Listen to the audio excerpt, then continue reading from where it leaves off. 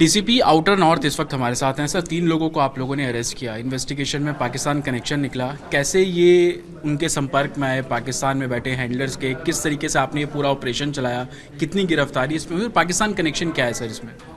देखिए, जो ये केस चल पड़ा था वो हमारे 3 बीट कांस्टेबल्स हैं, कांस्टेबल विकास, विजय और अश्विनी। इन्होंने दशहरे के दिन एक I-20 को इंटरसेप्ट किया था समयपुर बादली पुलिस स्टेशन के एरिया में, और जब देखा कि उसका नंबर प्लेट नहीं है तो सस्पिशियस व्हीकल है ये सोच के उन्होंने उसको रोकने की कोशिश की, तो तुरंत गाड़ी रोक के 3 लड़के उसमें से भाग गए। जो 3 लड़के वहाँ पे मौजूद थे उनके पास से 2 हथियार बरामद हुए और उनके 2 लाइव कार्ट्रिजेस भी बरामद हुए। और जब हमने फर्दर इसका इंट्रोगेशन किया, मोबाइल्स उनके चेक किए, तो वो पता चला कि ये इसमें से ऋतिक नाम का लड़का जो है किसी पाकिस्तानी नंबर से कंटिन्यूसली चैट कर रहा है, and that chat was entirely with regard to some financial transactions. वो जब हमने इन डेप्थ पता करने की कोशिश की तो ये सामने आया कि ये कोई साइबर डिफ्रॉडेड अमाउंट है जो इंडियन विक्टिम्स से ये बाहर बैठे हुए लोग लेते हैं और इनके म्यूल अकाउंट्स में डालते हैं। जो लड़के हैं ऋतिक और उसके 5-6 और भी म्यूल अकाउंट से कुछ दोस्तों के उसने बना रखे हैं, तो वो अमाउंट इनके पास आ जाता है और वो अमाउंट ये बाइनेंस ऐप के थ्रू USDT में कन्वर्ट करते हैं और उनको वापस भेज देते हैं, बीच में कमीशन अपने लिए रख लेते हैं। तो this was how they were operating. तो ये सारा मामला हमें संज्ञान में आया, तो हम इसका फर्दर और इन्वेस्टिगेशन कर रहे हैं। तो ये पैसा क्या पाकिस्तान में बैठे हैंडलर को भी जाता था, उसके अकाउंट में भी ट्रांसफ़र ये लोग करते थे? पाकिस्तान में या जहाँ पे भी बाहर ये बैठे होंगे वहाँ से ये पैसा इनके म्यूल अकाउंट पर आता था। इंडियन ये जो ऋतिक और उसके गुर्गे हैं, वहाँ से जो पाकिस्तान को जाता था वो USDT जाता था, बिटकॉइन जो बाइनेंस ऐप के थ्रू ये खरीद कर देते थे।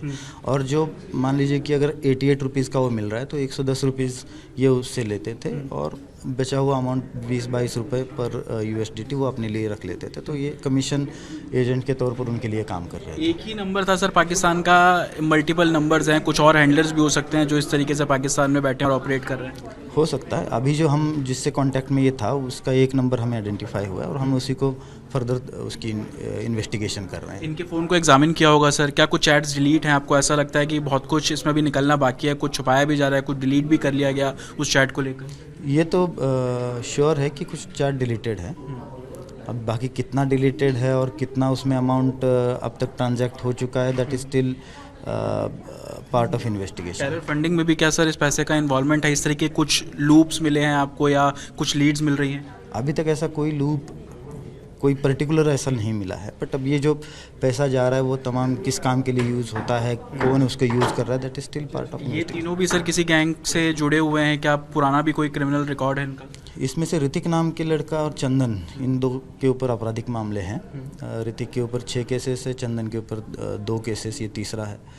और ये गोगी गैंग से जो जुड़ा हुआ सोनू कड़कड़ी है कापासेड़ा में, उससे ये जुड़े हुए लड़के थे। मेरा आखिरी सवाल सर, क्योंकि पाकिस्तान कनेक्शन है तो मल्टीपल एजेंसीज अब इसमें इन्वॉल्व होंगी, क्या आप लोगों ने किसी को लेटर लिखा है कि इसको और डीपली इन्वेस्टिगेट किया जाए, क्योंकि पैसे से भी जुड़ा हुआ ये पूरा मामला? अभी हमने स्पेशल सेल हमारा इंट्रोगेट करा है दिल्ली पुलिस का, और उसके उपरांत फिर जो एजेंसीज उसमें रिक्वायर्ड होगी सबको हम इन्फॉर्म कर देंगे। They will come and interrogate. बहुत बहुत शुक्रिया सर रिपब्लिक से बात करने के लिए। 3 लोग पकड़े गए, Pakistan connection, financial transaction, central agencies, इसको लेकर जो है वो आगे भी इन्वेस्टिगेट करती नजर आएगी। CP सिंह के साथ जतिन शर्मा, रिपब्लिक भारत, दिल्ली।